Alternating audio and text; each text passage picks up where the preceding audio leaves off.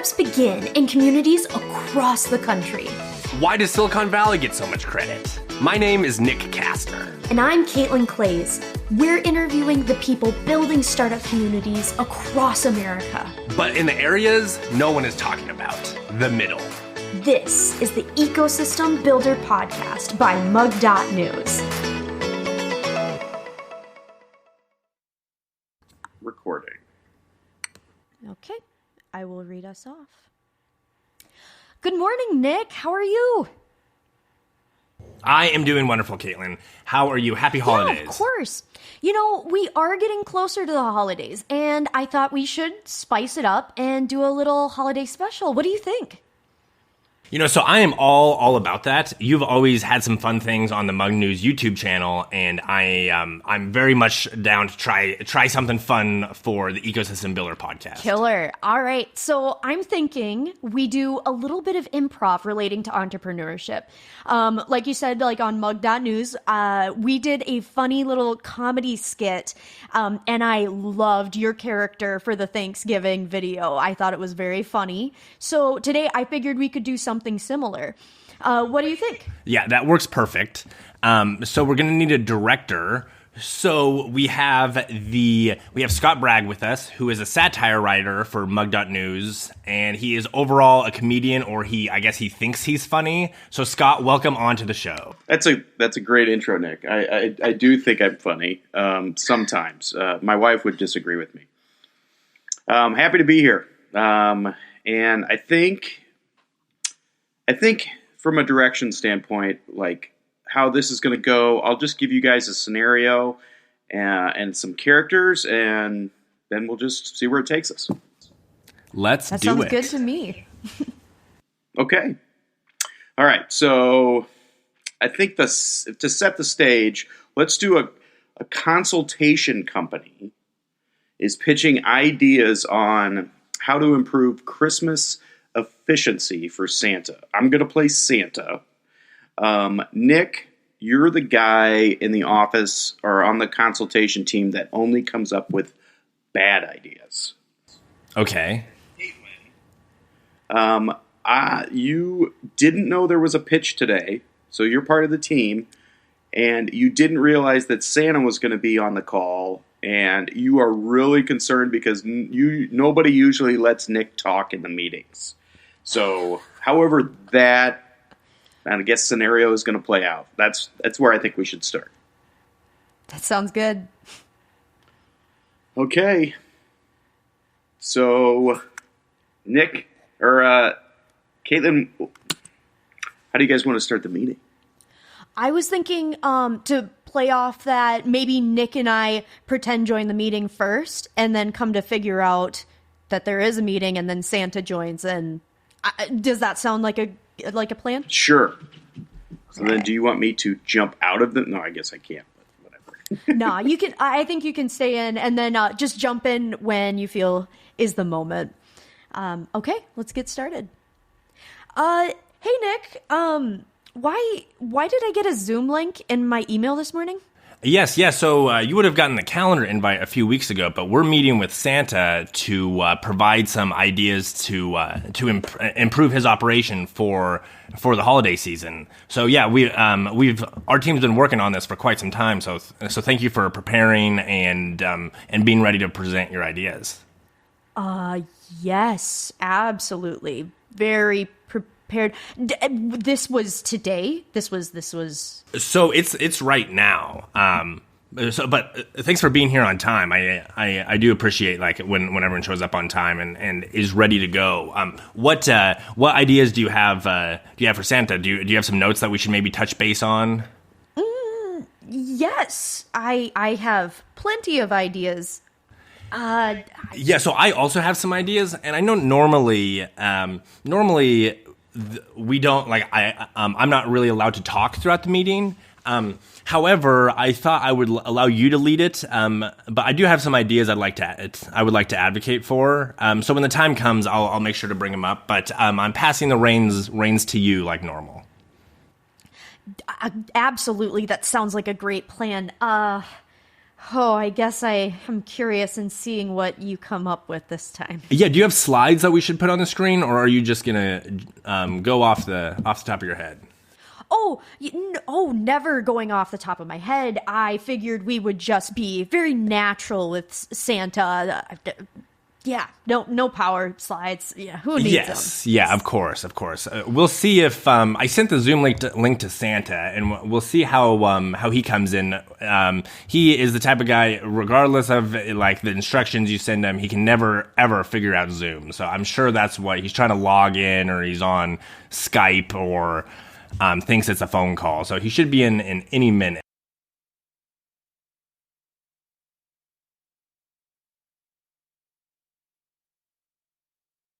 Oh yes, classic. Zoom is difficult to figure out, even though every meeting has been in Zoom for the last 9 months. It is still challenging at times.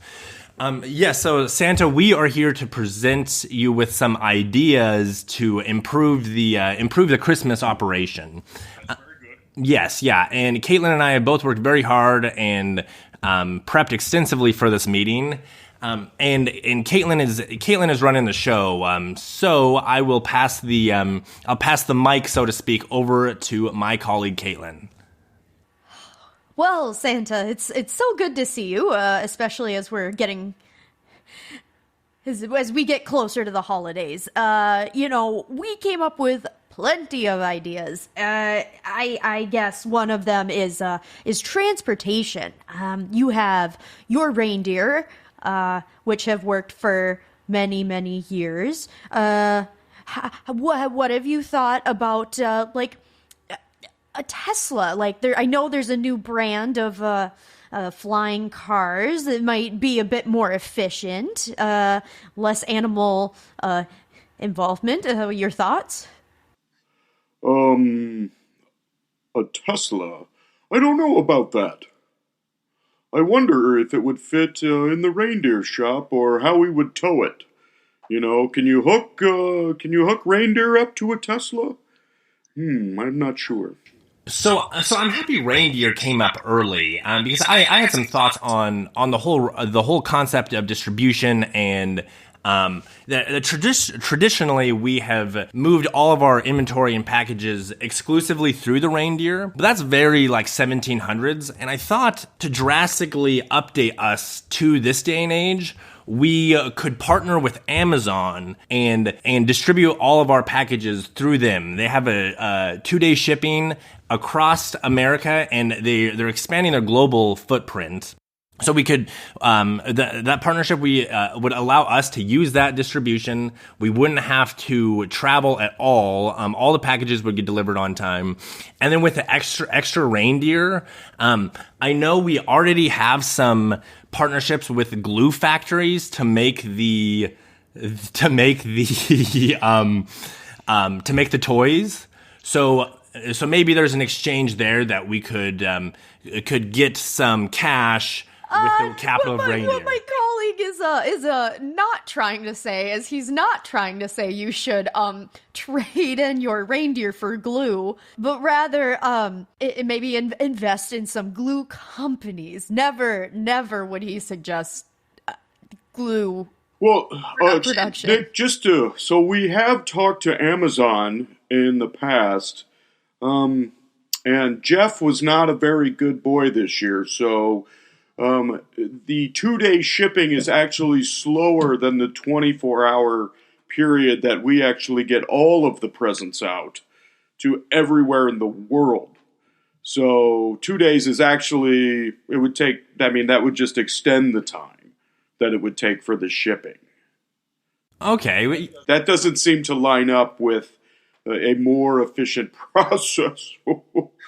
That was just a conversation piece. That was a joke, that we comedy. Yes, yeah. Well, I thought I would bring the idea up nonetheless. But sorry to interrupt, Kaitlyn. I will. I'll give you back the reins. Oh, good job. The reins. Funny. Buying myself more time. Have you thought about production? You have your elves, you have your good staff. Have you thought about outsourcing a little bit too, to kind of ease up on the overtime that your staff has to go? It could be a little less overtime that you have to pay. What are your thoughts? Outsourcing? Do you mean like to the South Pole, or are you thinking other countries in particular, like Norway or maybe even Sweden? We have good relationships with some of our Nordic partners to, yeah, we haven't really approached the idea around South Pole outsourcing. I hear there's a lot of good penguins down there, but not sure where they would fit in with the elves in the workshop. Well, if my memory serves me correct, some of the Nordic countries were early investors in your startup when you were first beginning this production. That could be a good place to go. And South Pole, sticking with your brand of the cold areas. Yes. Right, because reindeer, they like the cold. That's for sure. And never would we want to take them away from the cold to toy factories. I actually had another idea. I had an idea pertaining to the elves. That traditionally we have thought of elves as employees, and we offer them the benefits that would come with being an employee. But if we shift that thinking to hire them as private contractors, we would lower expenses by not offering health insurance, the bonus candy we do at the end of the year, and still require them to work the same amount and keep productivity high, if not even higher, while keeping those costs low. What's everyone's thoughts to that idea? Nick, that's not a bad idea per se, but as you know, the elf hiring market is pretty competitive right now. In fact, Keebler has been stealing many of our elves because they offer better dental. So all the candy and stuff that they consume, elves need a very good dental plan. And while I think cutting costs in that range would work, I don't know that it's the best thing for right now, considering the current market and the price that it costs to keep good elves around.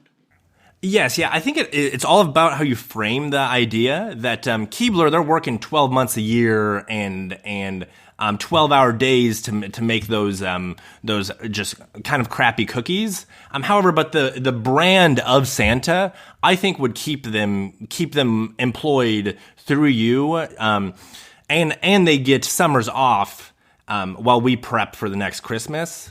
So I think it is just a total branding thing, that we could retain the talent while lowering costs and keeping productivity high.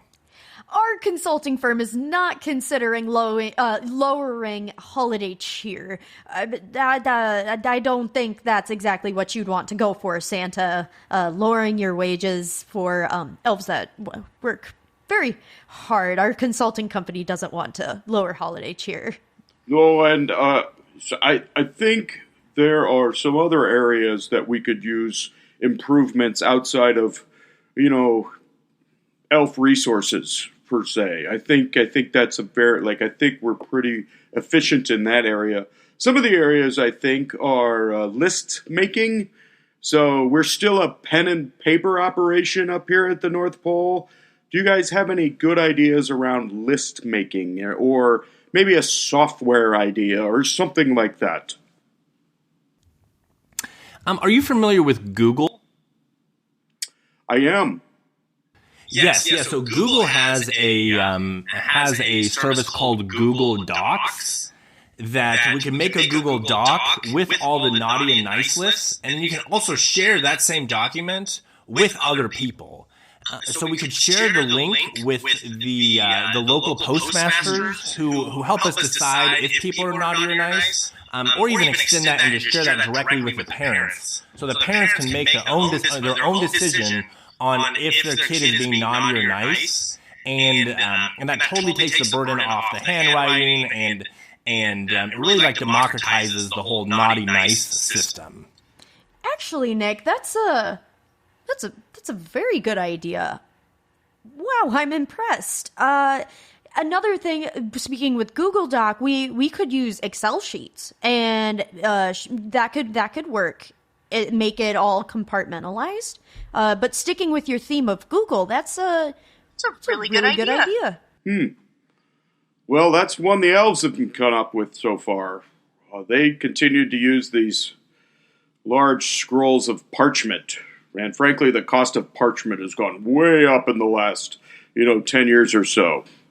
And we could only ship it in from Cleveland, which is always a pain. So I guess I like this idea. And so what are you guys thinking are next steps? Do we call these Google people, or how do we start implementing this change process around here? And I'm thinking for next year, I don't think we could get it done in 7 days. I think we can definitely get it done in 7 days. I'll pull together some elves and make sure they're working extra hours to have this ready in a matter of days. So that is definitely speed is our top priority whenever trying something new, and rather than think it through completely, we're just going to push it out and see what happens. You're super funny, Nick. Oh, that's what I like about you. Our office comedian. That's what He's so we call funny. Nick. No, I think we advise as our consulting that we do it for next year. Your elves have done a very hard work, and we can say that this might be their last year dealing with parchment. That's a great idea. I mean, it makes more sense to me because, you're either looking at a 7-day contract or you're looking at a year and 7 days, if you know what I mean. That seems a little bit smarter on the old business side. I could not agree more, Santa. So the way our consulting works is we provide the information up front. That then you sign up for a subscription that is 5 years in duration, Santa. So on this meeting alone, you will be paying us for 5 years. So however you want the work to shake out, that is perfectly fine. Were there any other issues that you had? No, I don't think so. I will get you over to the elf lawyers, and you guys can discuss contracts.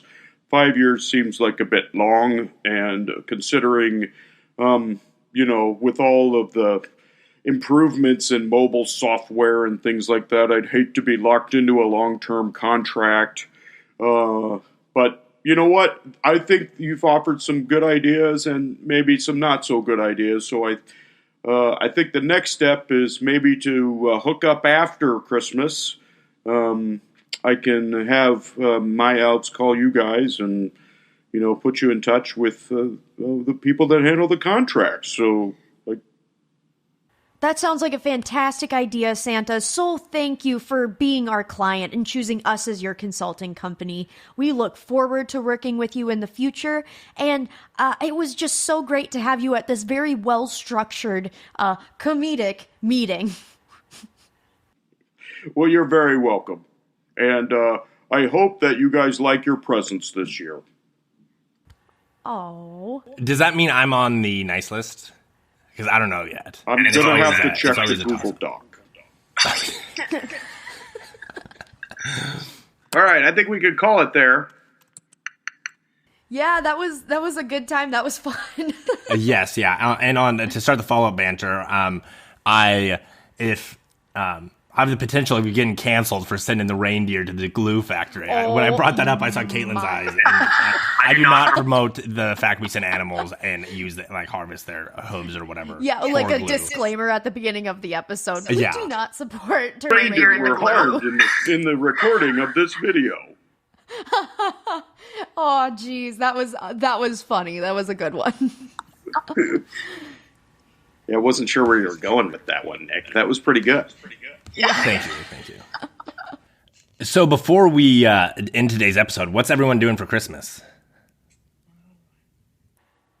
Scott, you're our guest. Do you want to start? I am actually.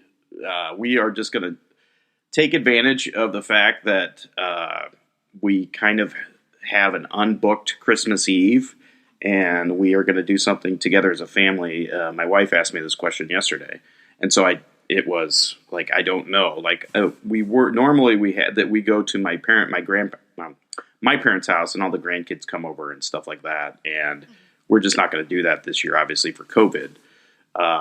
So like you have this window of opportunity that probably wasn't going to present itself for the next 100 years, hopefully, and where you can't get together for Christmas or shouldn't really. And I think what we're going to do is something around the house, play games or, do more skits and videos like this stuff. So we'll see. How about you guys? Kaitlyn, do you want to go? Yeah, so I'll be staying in Texas this year. Since I moved, I just figured it wasn't a good idea to get on an airplane to go home. But my family and I will be FaceTiming. A fun thing to give like people ideas if they still haven't decided their Christmas plans. My family in Minnesota, they are going to be doing a sledding party rather than being indoors. So basically they're all going to be 6 feet apart, sledding. The kids can go socially distanced that way, or they're not going to be bumping into each other. They'll just be sledding. So I thought that was a fantastic idea, being that no one's indoors, everyone's outside. And of course, like, do what's right for your family. But I just thought that was a good social distancing idea while still like saying hello to family. That is a good idea. Yes, yeah. So my family normally has a whole big get together, but obviously we're not doing that. My nuclear family, like my brothers and parents, is that nuclear family? That's the right word? We're all getting together, and my little brother and his fiance Max, they live in New York City, and they're coming back on Christmas Eve. So I'm excited to have the whole family together. So that'll be nice. And then after that, we have nothing planned, except my girlfriend and I like going to the mountains of Colorado just to like sort of hide out, and I have some friends up there. So we're planning a trip up there. We don't have an Airbnb booked, and there's a specific town in Colorado right next to the Royal Gorge that there's this like beautiful train ride you can take through the Royal Gorge, and we're hoping to do that, except we have nothing booked. So it'll be like a last minute if we go. But yes, yeah, that's the holiday plans. That sounds so fun. Colorado would be a blast. Like, you can just go hiking. That sounds like so much fun. I hope you have a great time. Yeah. What was that, Scott? Do you guys ski when you're up there? So I really like to ski, and I lived there last winter and worked at the resort, and still have a bunch of friends that work at the resort, and through them I can ski for free. So nice. That's because skiing is a pretty expensive hobby if you're like paying for the lift passes and all that. Mm-hmm. I don't think this trip we went up. I don't think we're skiing on this trip if we go to that Royal Gorge thing, because when you go over New Year's, it is to rent a place, or like Airbnbs and hotels are all super expensive around resorts. So we're not going to a resort because of that. But so that's a long answer to your question, Scott, that I do ski and really, really like it. I'm not skiing on this trip if we end up going. So yeah, I've never been skiing. I'm too deathly afraid of hurting myself. Yeah, especially the mistake that you would see on the mountain is people would go out and before learning how to stop. So then they really hurt themselves because they don't know how to stop, and then a tree stops them, and then they break a leg. So yes. Scott, do you want to read us out? I can. As a final note, also, this has been so much fun. Thank you, audience, for kind of coming along on this journey with us. I hope you guys all had a great time. I know I did. And yeah, that was my last piece before Scott takes it away. All right. Thank you for listening to today's episode of the Ecosystem Builders podcast, which is a product of Mug.News and hosted by Nick Kastner and Kaitlyn Clays. If you have any questions about today's episode, connect with us on Twitter at Nick Kastner, at Clays Creates, or at Mug.News Official. If you enjoyed this episode, please leave a review and share with your friends. We release episodes every Wednesday morning, so make sure to subscribe so you don't miss a beat. Merry Christmas, everyone, and Happy Holidays. Yes. Bye. Good to see you guys.